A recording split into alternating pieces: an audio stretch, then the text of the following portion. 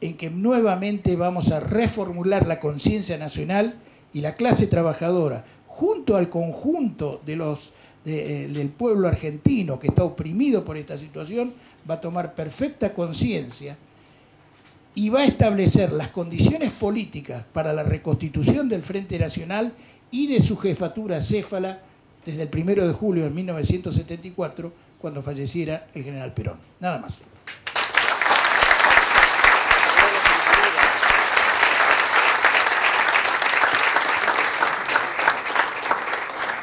Ahora presentamos al ingeniero Mario Cafiero, haciendo una visión general del tema de la deuda y particularmente las denuncias presentadas y el territorio.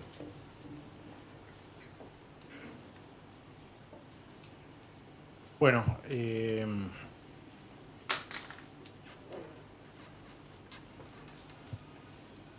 quiero agradecerle a Adrián Fariñas y al Momo esta oportunidad de poder charlar con todos ustedes y buscar entre todos respuestas a estos tremendos desafíos que ustedes ven que con mucha claridad se han planteado aquí. Tanto Leopoldo como Héctor han hecho un diagnóstico de la deuda en sí mismo, de la economía real de la Argentina y bueno, y frente a esto tenemos que estar muy preocupados, tenemos que estar muy alarmados y realmente es para estarlo. Son graves los desafíos que tiene por delante la Argentina para subsistir como un país. Ya no es solo acá de una cuestión de política coyuntural o de administración. Acá tenemos un grave problema de conducción del país. Por eso me parece muy bien que la 6.2 tenga su consejo de planificación, porque ya al hablar de consejo de planificación que estamos pensando en que queremos un país, queremos un proyecto nacional, queremos un país donde, porque hay muchos que quieren un país colonia, así que con 10 millones de habitantes más los recursos naturales, exportando todo, funciona esto. Y nosotros sabemos que no alcanza los 40 millones de argentinos para trabajar y construir el país que necesitamos. Y lo queremos hacer de el país que todos creo que soñamos o que vivimos en parte. Nosotros, digamos, vivimos, digamos, el final de ese país. Se dijo acá, en la década del 70, la Argentina era un país. Se hablaba de la Argentina potencia, ¿se acuerdan? Se hablaba de la Argentina, porque verdaderamente la Argentina era una potencia, que la estaban destruyendo y que la están terminando de destruir. Y me parece extraordinario que puedan hablar hombres como Leopoldo y como Héctor. ¿Saben por qué? Porque lo hacen desde el corazón y desde la razón. El corazón, ¿no? Es decir, lo hacen con sentimiento, pero también con argumentos. Y lo hacen de una manera independiente. Ustedes van a escuchar mucha gente que habla difícil, que supuestamente sabe, y son unos grandes traidores. Cómplices.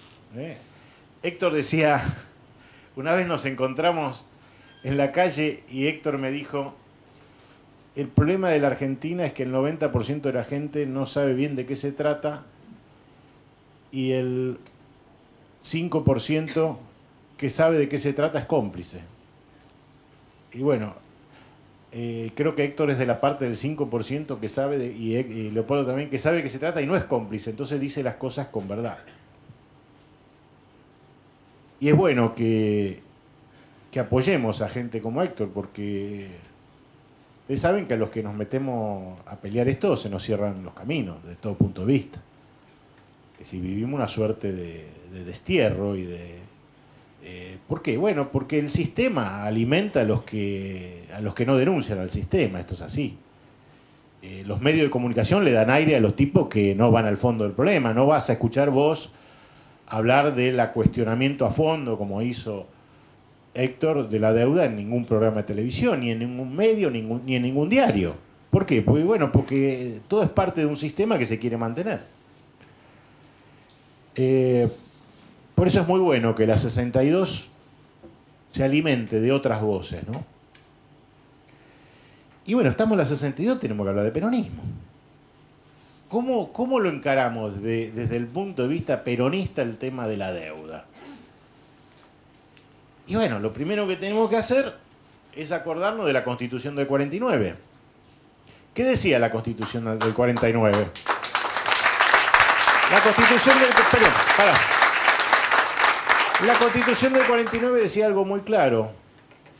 El capital tiene que estar al servicio de la economía y no la economía al servicio del capital. Está clarísimo. ¿Qué es lo que vemos todos los días? Que la economía se pone al servicio del capital. ¿Qué es el capital? La deuda, muchachos. Si Perón tuviera que reescribir la Constitución del 49, pondría: la economía no puede estar al servicio de la deuda. Es clarísimo. ¿Por qué? Porque la deuda, se explicó acá, es intrínsecamente perversa, no nos lleva a ningún lado. No nos lleva a ningún lado. Es más, la deuda es el gran instrumento que crearon para destruir la obra de Perón, que consiguió que los trabajadores lograran disputarle al capital el 50% del ingreso. ¿Por qué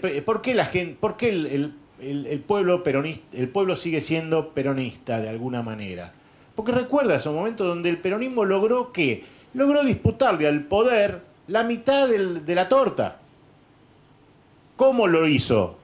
Con dos instrumentos: la sindicalización de la clase trabajadora y el nacionalismo económico. ¿Cómo empezaron a destruir esto? Bueno, primero golpearon sobre los trabajadores y golpearon sobre el nacionalismo económico. ¿A través de qué instrumento? A través del instrumento del sistema de la deuda.